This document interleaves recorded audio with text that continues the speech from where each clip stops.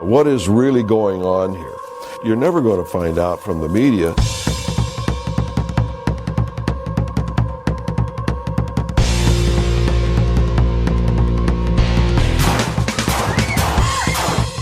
They're a part of the problem.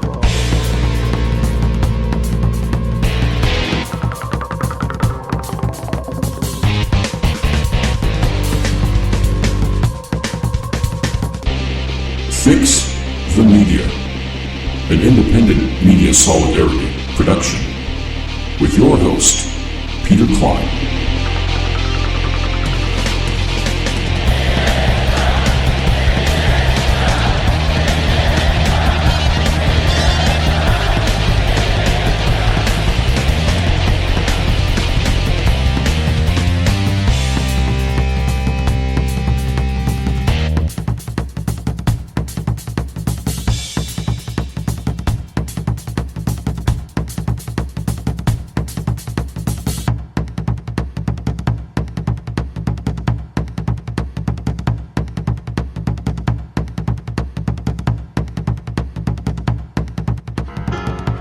Something has changed, I can see it in your eyes. Something is different between you and I. They're playing that song again on the radio.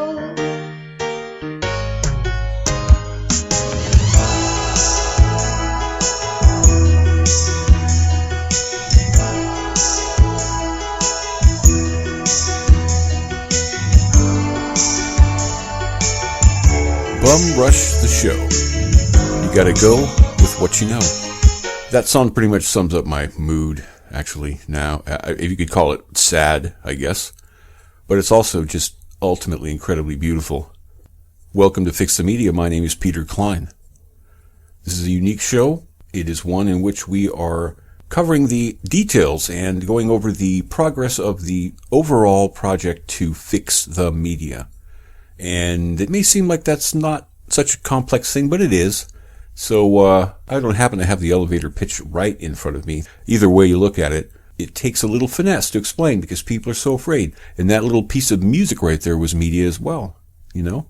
It was actually something I attempted to, I burned it off of a DVD. It'll remain nameless at this point because I don't even know who the artist is. I want to find out. Her voice, and then, here's the thing. I can tell by listening to that no evil was involved in that. There was no evil person involved in the playing and recording of that, the writing of that, the woman herself, and the musicians. And it sounds like, even though the quality isn't very good of this recording, but it sounds like it's real instruments. And there was actually a very brief, maybe 3 seconds of, like a quartet at least, of violins, just for that little 3-second portion, but you can tell no one's evil. You know what it should be? That should be effectively like the password, like if you want to gain trust, if you want your reputation to be known, or if someone doesn't know your reputation, you can always opt to use that. What you would do is you would have a room that would be soundproof, and you'd have to disrobe too. You have to go in completely naked, and you go in and you have your choice. You can either play the drums, you can sing, you can play the piano, you can play the glockenspiel, the tambourine, and do not estimate the intensity and importance of the tambourine. In fact, in that little piece you heard, there were actually 6 strikes of the tambourine, and it was very important. In fact, here, listen to it again and see if you can hear the tambourine strikes, and you tell me if it's important or not.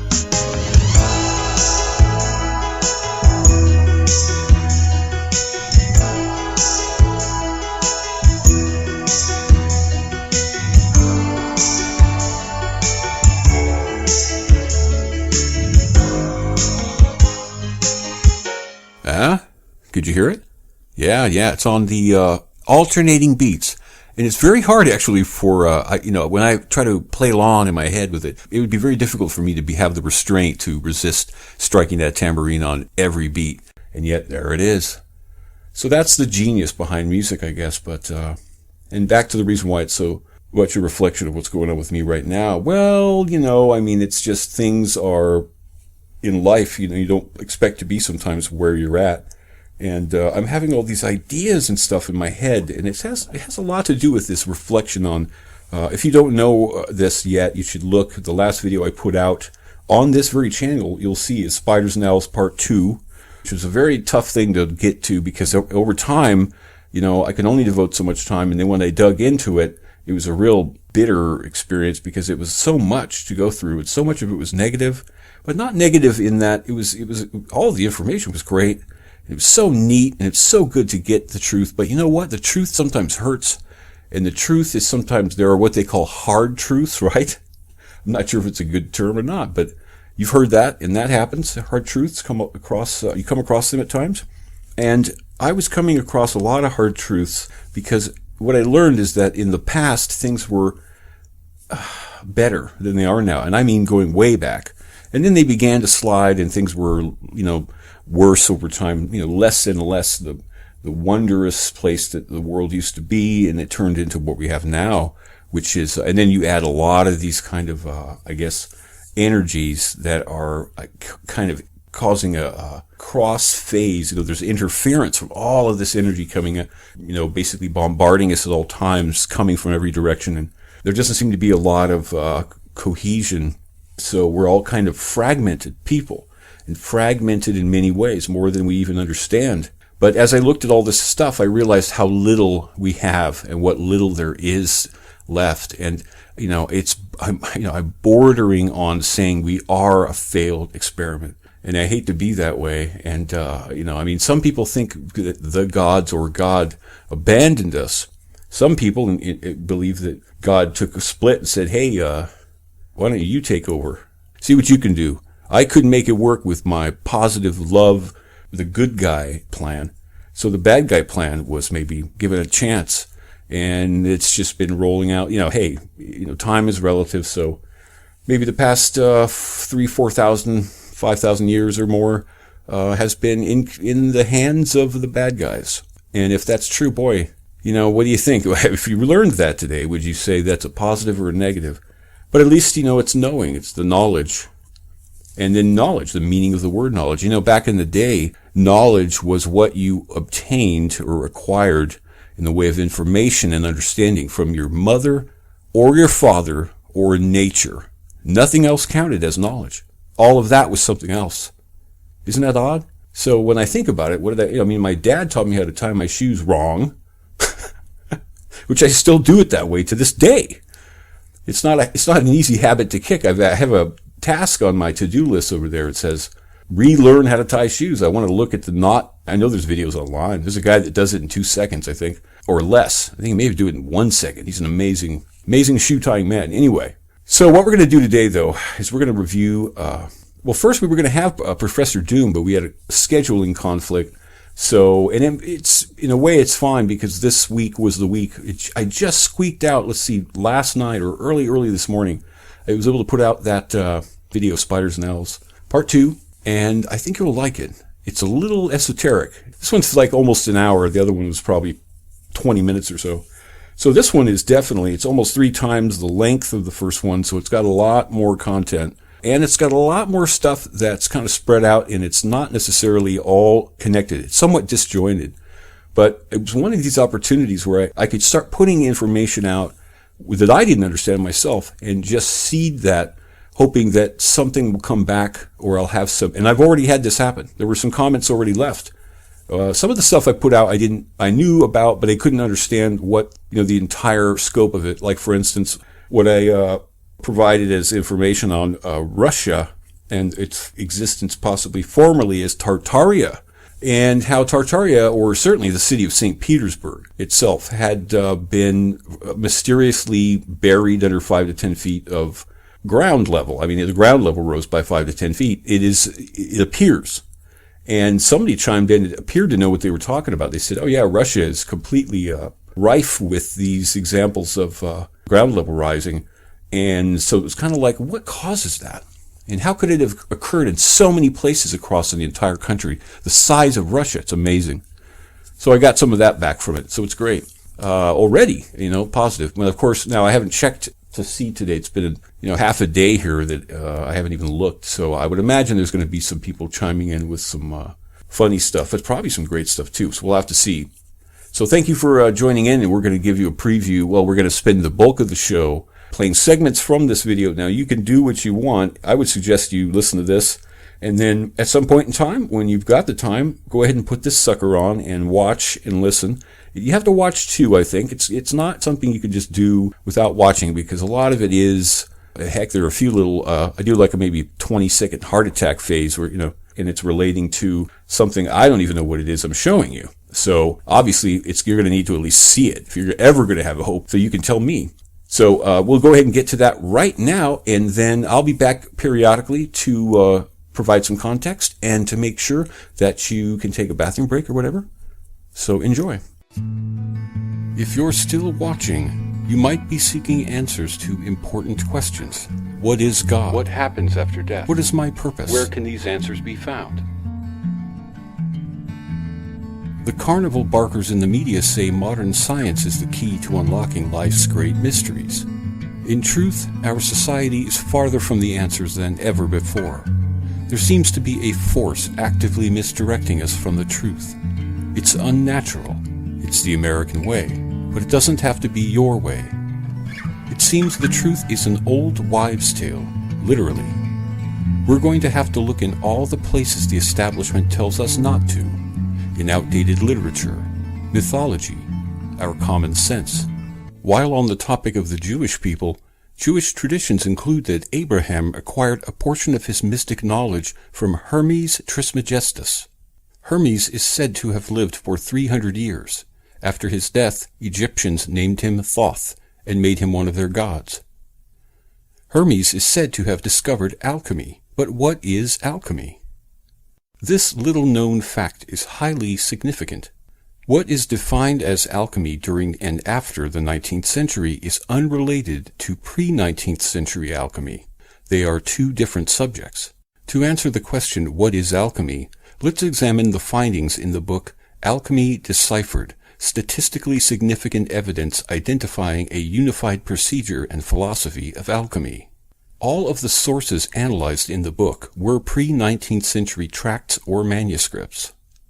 The research which forms the backbone of the book is an in-depth study of 64 alchemical sources, from which a total of 948 quotations were collected and classified into one or more of 81 different categories. The quotations were then further analyzed for implied statements, 789 of the quotations from 58 of the alchemical sources, giving 549 different statements or premises about alchemy, of which 205 premises were supported by at least two different sources. Most sources originated in Europe and China. The majority were written within the past 1,000 years, but some were written over 2,000 years ago. A protocol and method was developed to extract what the author deems as clear premises, determine whether other premises agree or conflict with them, and then determine which were statistically significant. In short, the goal was to determine what, if anything, all or most alchemists agreed on. What the author first explains is, there is no evidence of any spiritual interpretation of alchemy in any texts prior to the 19th century. The modern spiritual interpretation is predominantly a product of the Victorian occult revival. Here are some highlights. We're going to uncover some significant things very quickly.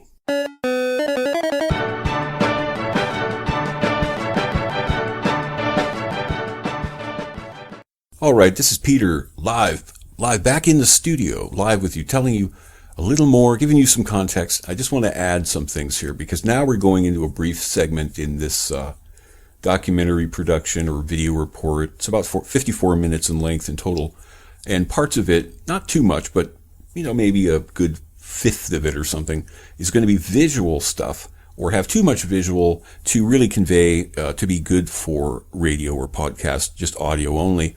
So I'll just run down the line and give you some of these points that came up I provide on screen.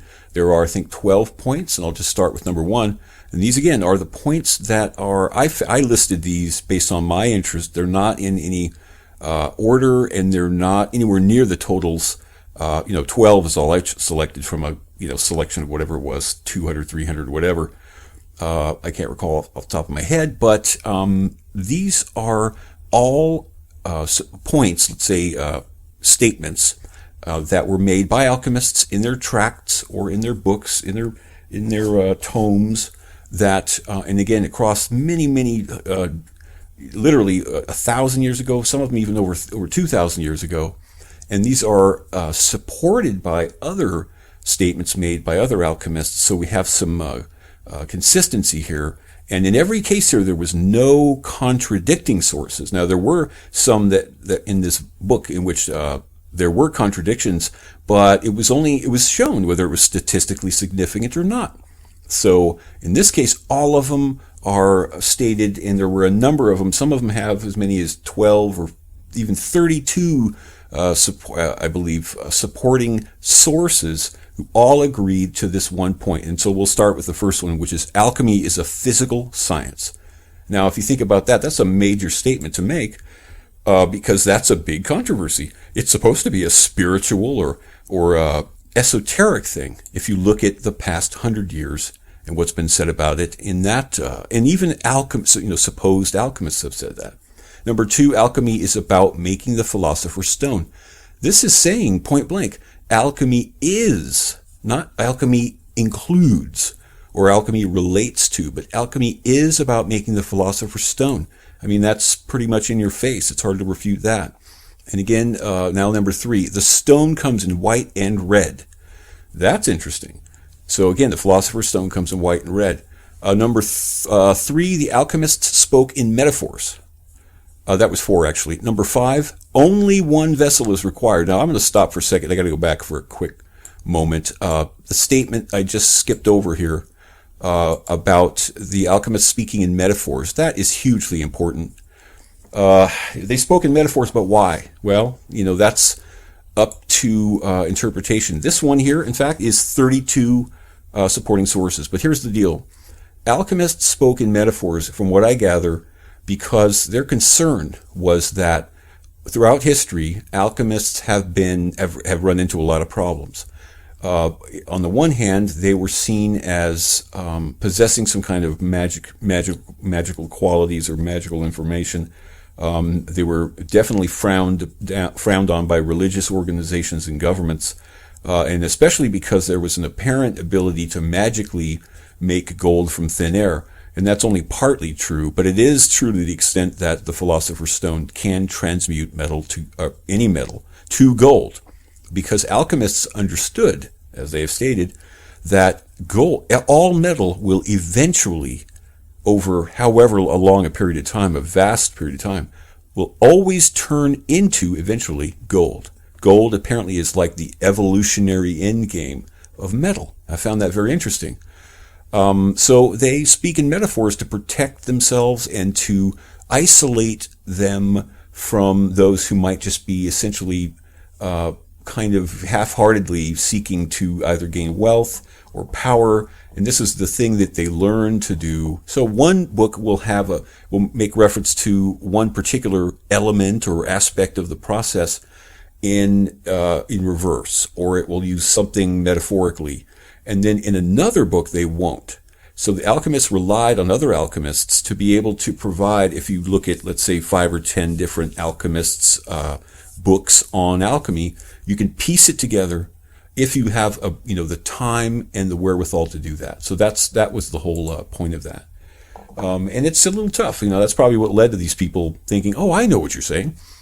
Only one vessel is required. That's another interesting one. I'll just leave it at that.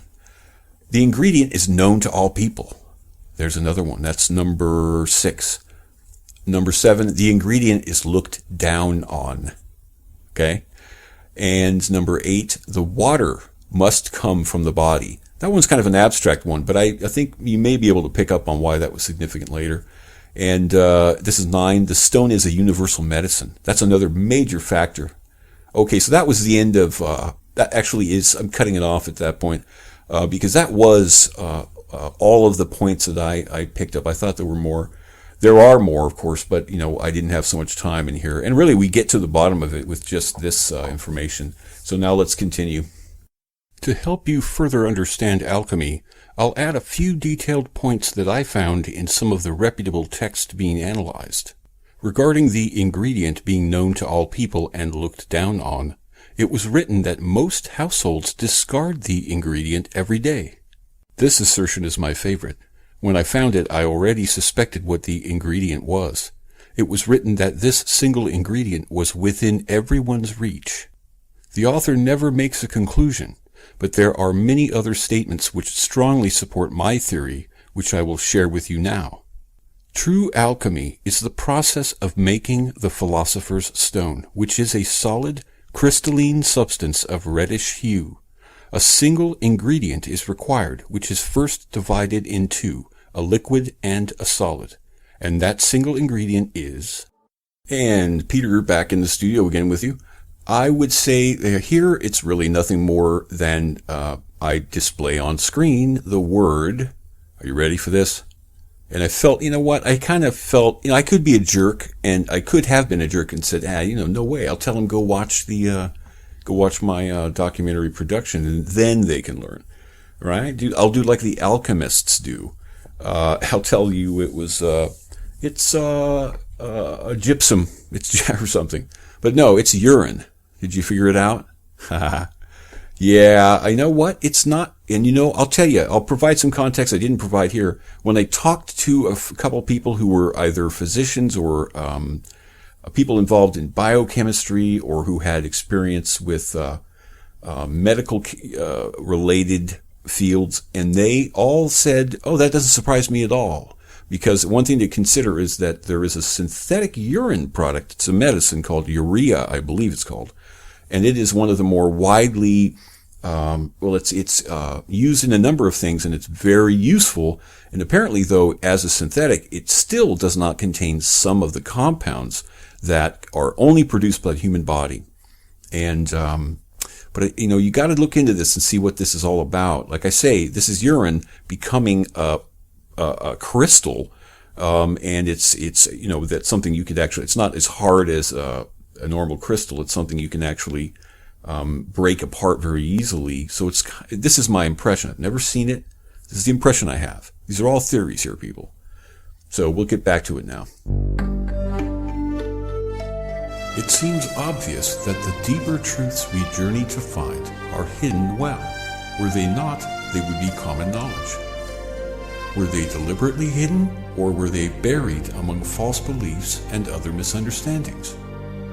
On our quest, it might be easier to just assume that all commonly held beliefs are false. They say artificial intelligence will inevitably surpass human intelligence, therefore it never will. They say we visited other planetary bodies, therefore we've never left Earth's atmosphere. They say the sun is in its declining years, therefore it's still growing. They say the world's population is increasing, therefore it is decreasing.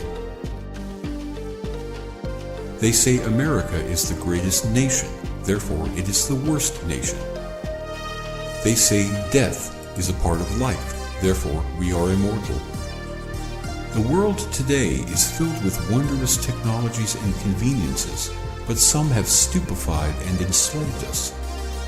Your education, public or private, was an establishment fairy tale. The institutions you respect for their character, charity, or beneficial services are largely deceitful and impostorous. The great endeavors of civilization are largely superficial or full-blown shams. Everything you undertake or strive for, what you perceive your options are, your proudest achievement, and your value system itself is restrained or contrived. The modern fount of knowledge in books and reported as news every day is mostly meaningless and trivial. The most infamous and notable current events are myths or misrepresentations. Why would it be any different with events of the past? Today, when we're told that protesters rioted in France, there is HD video showing it. But when similar events occurred before the 20th century, not even a single photo could support the claim. What we know as the historical record of past events is far from complete to begin with. Historical accounts of entire civilizations were purportedly lost in the destruction of the Library of Alexandria. Record-keeping was practiced less and less going back in modern history. Huge gaps exist. Ever heard of the Dark Ages? Imagine there was a reclusive king who reigned in the year 1600. His inner court was small and he had only 2 young children. Skirmishes with bordering kingdoms led this king to embark on a mission of reconciliation. His travels were expected to last many months. While away, more than half the king's court were killed in the skirmishes and his 2 children died of unknown disease. Despite this, the kingdom persisted.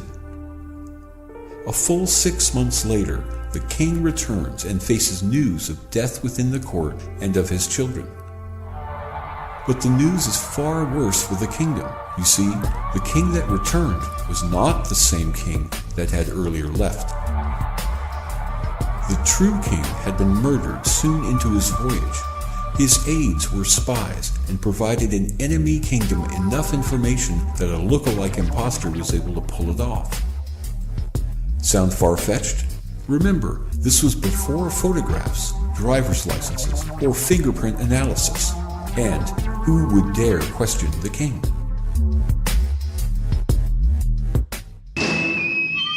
Whoa! That riff burned down the town, man. Hey, you too. A recorder, instructional DVD, banana nut massage oil, man. And you get 5 pages of sheet music.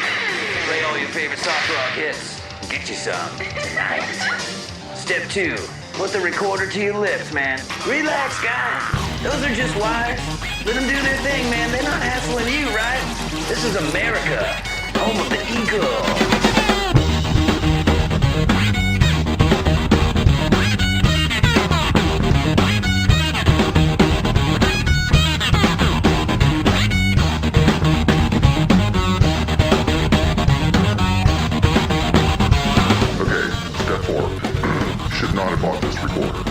Serious, man. You are stupid.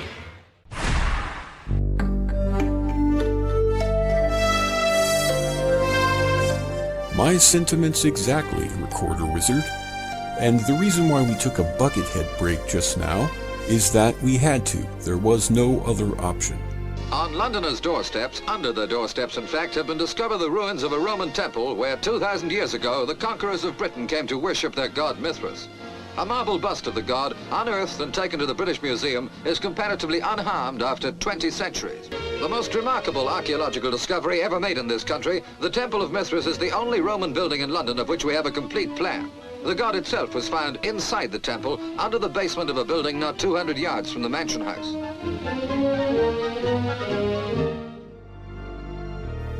In part 1, we learned about the god self iconography, the number 9 code, the lunar wave, and other things. Ultimately, we sought to understand the relationship between the owl and the spider. The spider has wove her web in the imperial palace. The owl has sung her watch song upon the towers of the Frisiad. The most famous example of this odd pairing is by the Bohemian Club. The club took the owl as its identifying symbol and incorporated it in many ways. This frieze appears at the entrance of the club's Bohemian Grove retreat amongst the California redwoods. Weaving Spiders Come Not Here was taken directly from the Shakespeare play A Midsummer Night's Dream. There are many well-known groups throughout history that have used owl symbology, even the Illuminati. The spider, however, is rarely used as an identifying symbol. The Bohemian Club is a secret society of sorts. Their use of owl symbology might be for the same or similar reasons as other secret societies. This line of reasoning inevitably leads to the occult, gods, goddesses, and mythology. This opens up a maze of associations, sometimes direct and other times abstract. For instance, the goddess Athena and the owl appear together on Greek coins, but the association seems to be abstract or metaphorical. Looking for associations with the spider and the owl in literature revealed something else, though. The identities of characters in ancient history, religious scriptures, and mythology are intertwined. How could I know for sure that a reference to Uhu wasn't a reference to Minerva or to Athena? In some cases you can't. In other cases, you can see they are the same. Throughout my research, I continue to wonder, what is the point of mythology? Some say it served to anchor different peoples, to act as a kind of substitution for religion, and provide life-affirming stories of greatness and heroes. The Rig Vedas and Mahabharata contain far more tales of godlike people and heroic acts than Greek and other mythology combined. In fact, some mythological characters appear in the Vedas. This leads me to ask, were those characters people in real life? And if so, how many others were?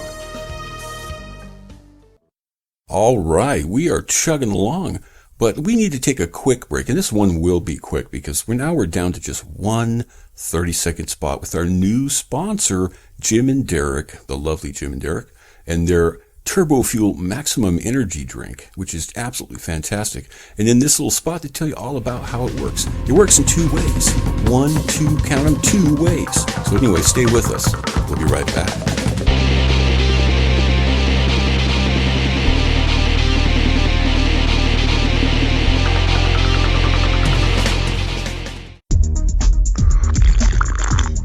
Damn, Jim. How come this tastes so good and makes me feel so rad? You know, the difference between Turbo Fuel Maximum Energy Soda and some other products that claim to be full of energy is that Turbo Fuel Maximum Energy Soda actually makes you feel better. It's two things that work really well together. Maximum energy and also great taste. A lot of other energy drinks don't have great taste and they don't give you the kind of energy you need. So that's why we both drink Turbo Fuel Maximum Energy Soda. Turbo Fuel. Suck. Swallow. Release.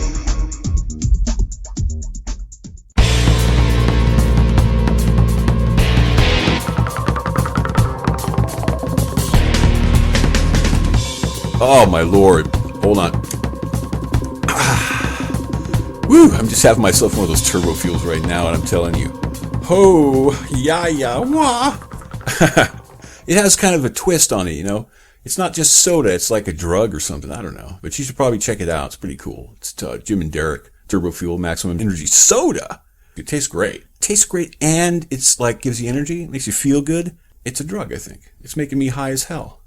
This would be a good time to speak for a moment to the issue of, does this material fit within the theme of the show, fixing the media? How does this relate to the media?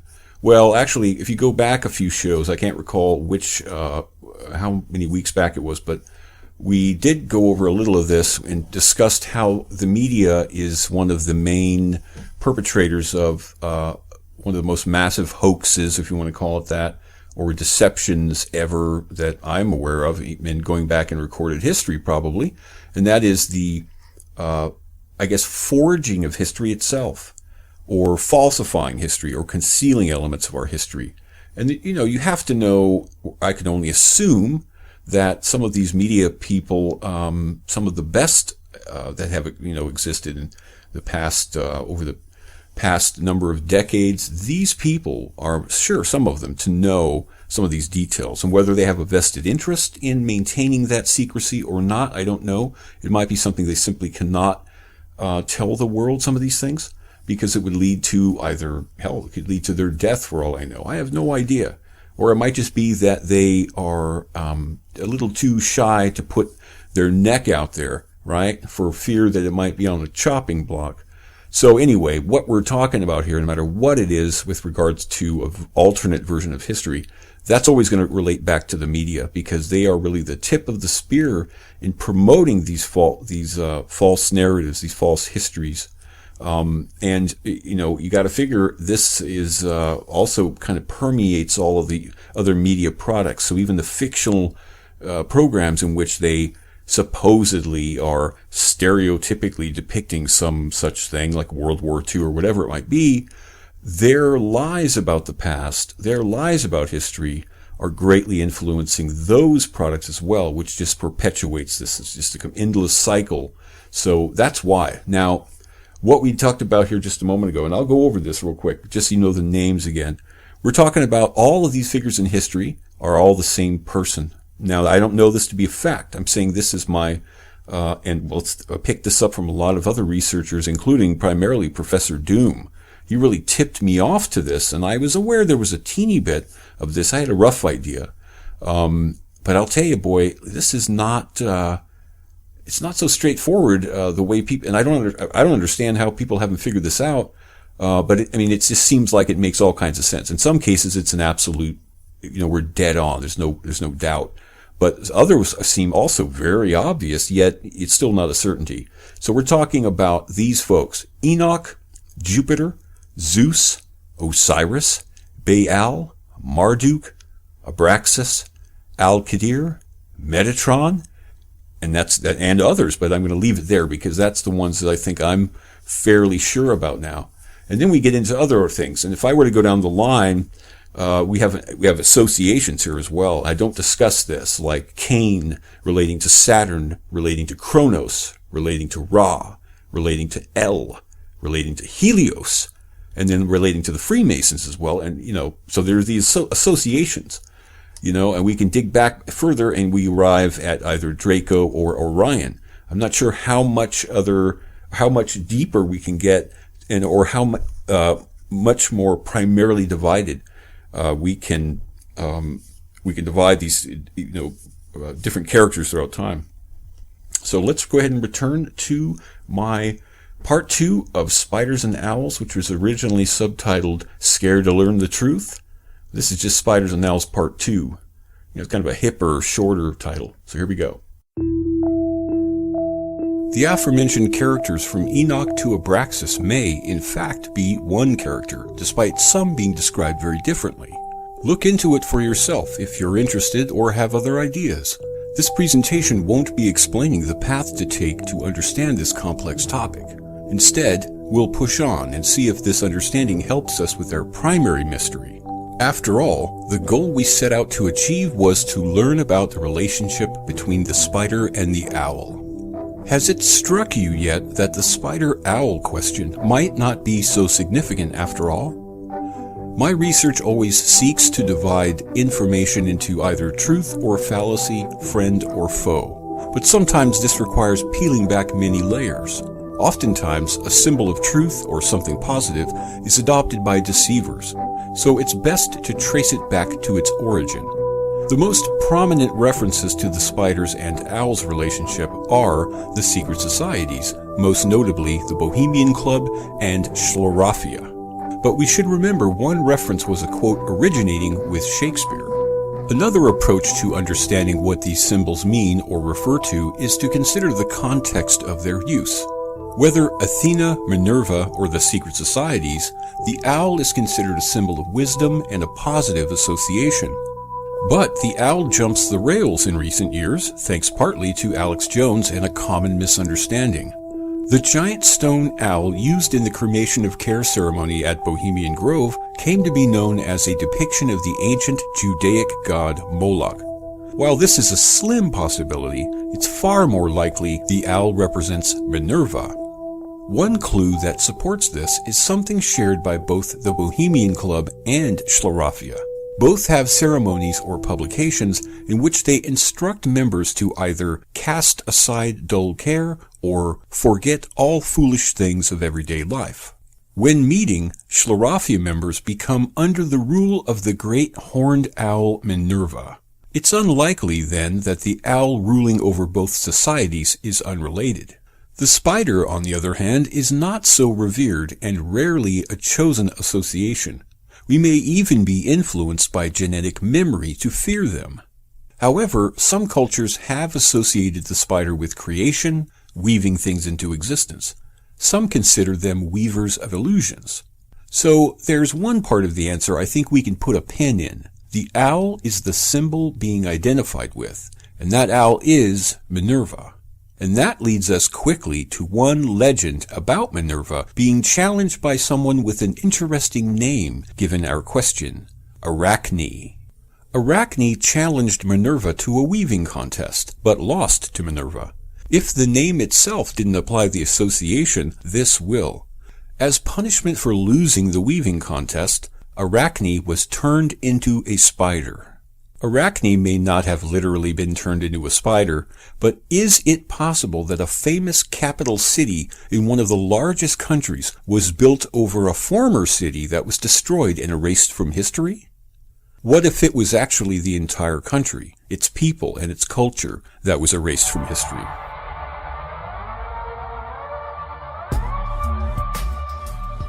To recap, what I basically did at this point, before carrying on into the next section, was I, did the audience or the viewers a favor and actually answered the question that the two video theme, or rather the two video collection, is asking, which is who or what are the spiders and who or what are the owls, and how do they relate to each other? So it's very simple, and I did this, I think, fairly well because I took the time. So as I had clarified here, we've got a few things here to consider, but really primarily the owl is the entity or the symbology that they identify with when they use this spider and owl analogy. And the spider is likely Arachne, or it's women at large, because women are accepted in any of these clubs. So keep that in mind. And then there's some other aspects. Go back and see or listen again if you missed that. But that's really what I did at this point before carrying on. And we resume. The most famous Russian Tsar was Peter the Great. He first took the seat of power as a very young man and ruled during the transition from the 18th to the 19th century. Peter was said to have specifically chosen the location of a new capital city for Russia built during his reign, Saint Petersburg. Saint Petersburg is a very curious city indeed. However, one could easily miss these curiosities if they weren't studying the city in depth. But as glaring a problem as it is, many inhabitants of the region must be aware of it. Not so in America, at least. The owner of the YouTube channel New Earth, Sylvie, first drew my attention to this curiosity. I strongly suggest you subscribe to her channel. She showed evidence of many buildings in St. Petersburg with the first floor half underground and half above. But it's not that the buildings are built one half floor underground. Rather, it's the ground that is at an elevation one half floor above ground, if that makes sense. In other words, at some point after the construction of these buildings, the ground level rose at least 5, possibly 10 feet. Before asking how this could happen, let's look at the evidence that this is the correct sequence of events. Sylvie showed both photos of buildings and original blueprints for the city of St. Petersburg. The photos are very telling, as they often show even first-floor windows emerging from ground level. In most cases, though, the windows are filled in with brick or concrete. The obvious question then is, why build windows just to close them off in the first place? Oddly enough, the confirmation that the ground level rose after building construction comes from the blueprints of the claimed brand new city. Presumably, the plans called for a new construction and not simply renovations or extensions. When looking at the planned profiles of some buildings, the terrain is graphically depicted and likely required extensive surveying because of the varying depth and grade. Most new construction will feature parts at different elevation based on the terrain, but in almost all cases it still requires grading the terrain to smooth out the roughness or to match the plans. These blueprints all plan for a first floor fully or partly underground. Some even show window sills or door jambs partly underground or walled off. Blueprints like these were certainly not for new construction. They were plans for either renovation or added construction, like additional floors, for example. This alone is evidence that St. Petersburg may not have been a new city. Why did Peter the Great choose the location anyway? St. Petersburg is far north and has no port, uncommon for a city capital. Getting back to the ground level of the city, what could have caused it to rise so much? Landslide and flood are the only conceivable answers. The area doesn't provide the conditions for it either. At minimum, the enormous volume of material adding 5 to 10 feet to the ground level had to come from somewhere. What caused the ground level to rise remains a mystery to me still. I'm more interested, though, in why the location was chosen as the site for the new capital. To many people, the greatest feature of the city are its palaces, which are unmatched by anything in the known world. The largest of these palaces features a row of enormous halls extending over a mile in length. But the amazing thing is that each of these halls is an architectural marvel. I've only recently come to understand how amazing the palaces are and haven't visited them personally. but from photos alone I can easily imagine that they would overload the senses. After looking at hundreds of photos, I've concluded that the quantity of appointments and attention to detail is just as great, no matter how remote or inaccessible the construction. One gets the sense that the most elaborate parquet might be found beneath the litter in the cat box. The expense of the construction must have been nearly unimaginable, but even with all the money in the world, construction of this kind requires an army of craftsmen at the pinnacle of their trades. And this is equally true of the vast array of furnishings. Being built in the early 1800s, the craftsmen capable of such a feat were few in number or don't seem to have existed at all anywhere in the world. The statuary found throughout the many palaces are all incredible as well. Marble statues of veiled women seem to exceed even Michelangelo's capabilities. One suspicious anomaly I did notice was alteration of some displays and centerpieces. Some rooms contain elaborate statuary, friezes, enormous trophies, or artful installations commemorating certain things. Some are the clear focal point of the room. In many cases, it appears that the plaque or plate in which the designation or description is engraved has been replaced. Why this is obvious is because they all seem to either clash or to be of lesser quality construction. There is also evidence of these plaques or plates simply being removed. Given that the subjects being commemorated wouldn't change, the purpose of these alterations is likely to cover something up or otherwise deceive. Could this somehow relate to the higher ground levels, or to why Peter the Great chose the location for Saint Petersburg? Although difficult to confirm, it is claimed by some people that their efforts to find the names of the builders of these palaces have all failed, and none of the descendants of the builders have come forward to identify them. Few news reports or official documents describe the construction efforts. No receipts have been found for the massive quantity of building materials, or even the gold required to fully gild the many statues.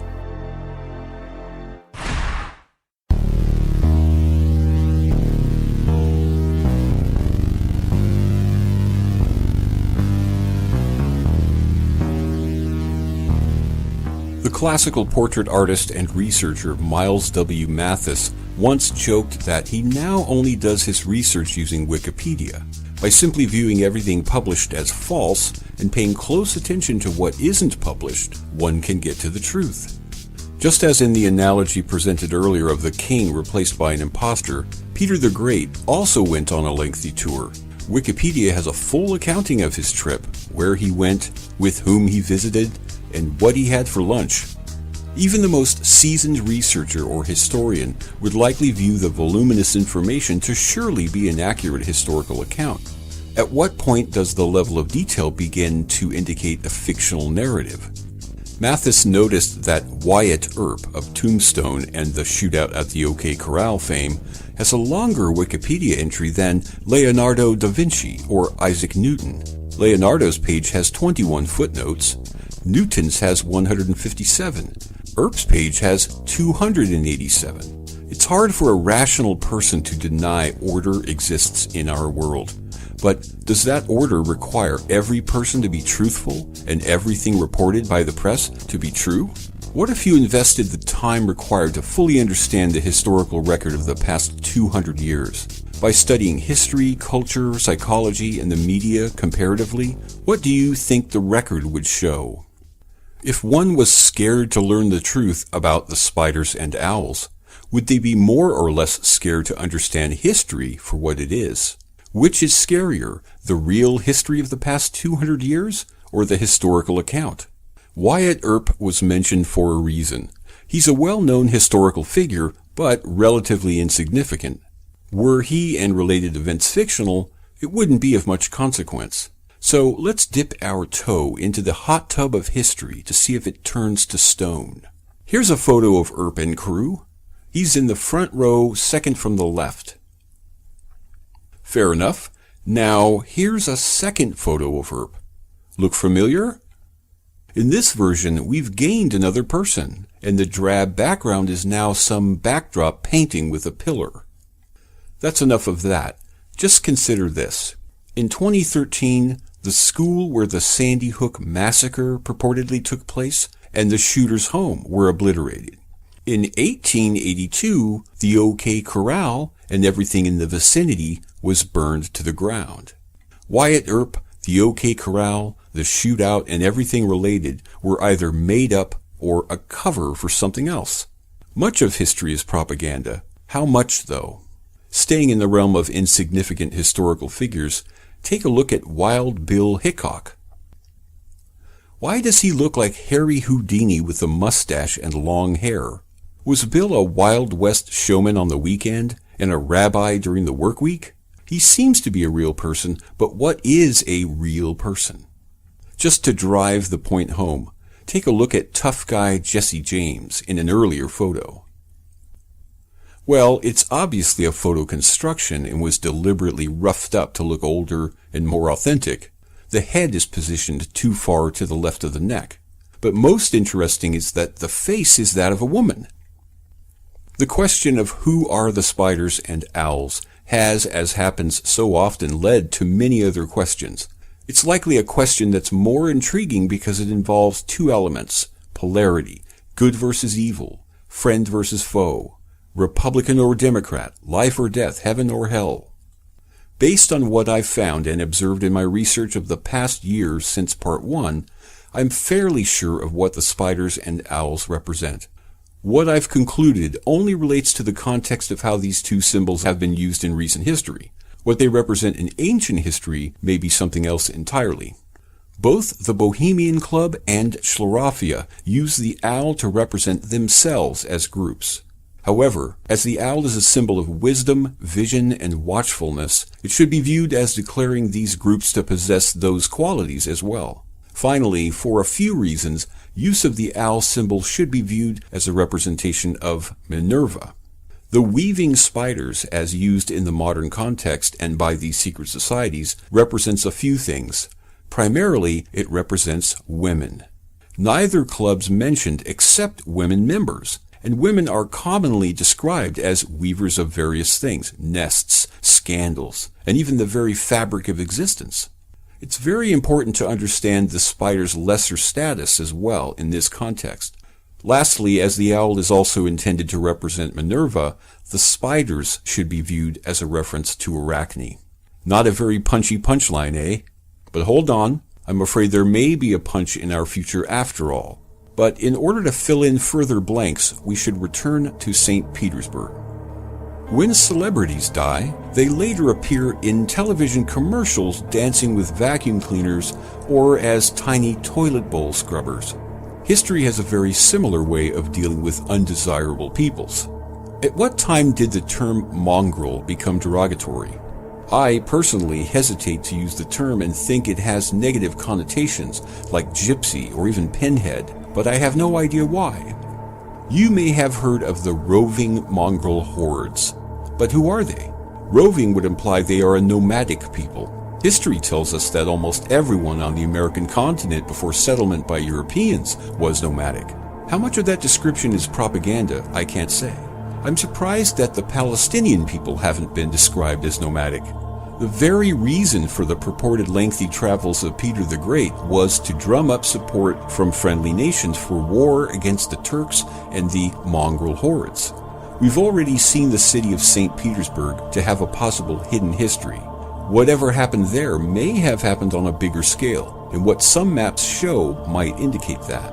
This map of what is now predominantly Russia colors nearly the entire continent as one country, dubbed Grand Tartaria. The oldest map I could find with an established reputation that makes a similar reference calls it Tartaria. This type of map is not unlike other flat Earth maps, so the landmass we see includes everything. When I attempted to compare the size of Tartaria relative to other countries, it was apparent that many details and dimensions were flawed. Even still, this map could be showing Tartaria as the largest country of the time. When I found maps showing Tartaria dated from the early 1800s, it dawned on me that this place called Tartaria is the likely home of the Tartar people. The Tartars, as they are sometimes called, are a distinct people, despite the many conflicting details I found online. The greatest confusion stems from descriptions of numerous states or kingdoms that were said to all have occupied various portions of what is now Russia. Some of these kingdoms or sub-states bore the name Tartaria or a similar variation. Were some of these people the roving mongrel hordes? It would seem that's a distinct possibility. When I put all of the key pieces of this together, it does form a very near complete puzzle. Problem is that what the puzzle depicts doesn't comport with history. What the puzzle looks like to me is a massive nation called Tartaria that existed for a period long enough to grow as large as Russia in the present day. Then something happened in the early 1800s, unaccounted for in history, causing the map makers to stop referring to Tartaria. What was once shown as Tartaria became Russia. Were the true builders of the palaces in Saint Petersburg and all its wonders the Tartars? Did these people seem to disappear for the same reason that the maps stopped making reference to Tartaria? I've been fortunate enough to be shown the path that takes the world all the way back to Orion and Draco. Those two star systems are shown by numerous sources in the historical, cultural, and literary records as being part of Earth's history. Just like with the dilemma of spiders and owls, these are two star systems which present similar possibilities. One is that human beings are the genetic offspring of two distinct peoples. Another is that the gods of lore are actually people from Orion and Draco. Nothing about these connections conflicts with Christianity or any other major religion explicitly. As we've seen, characters from both religious scripture and other historical accounts are frequently mischaracterized or mythologized. Even the most brilliant person today has little to go by when attempting to imagine beings from other star systems. In truth, the owls may very well be winged beings with godlike abilities from Orion, and the spiders may be octopedal beings with godlike abilities from Draco. Were this to be the case, then are the members of the Bohemian Club descendants of these beings, worshippers of them, or under their control somehow? If there's anything to fear from what was presented in this video, it's these unknown associations. The possibility that some people in the present time know things about our past that we don't should be of great concern and interest. Propaganda is a very deliberate technique intended to deceive or misdirect. The question is, just how deceptive are the propagandists and what are they hiding or planning? The good news is that, through the exhaustive efforts of intrepid researchers and people willing to think unlike the authorities would like them to, progress is being made.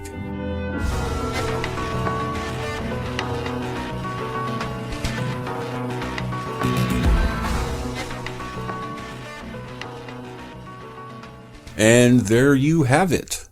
So, are we done? I think really this I think has led or will lead people to have more questions. It certainly did lead me to have more questions.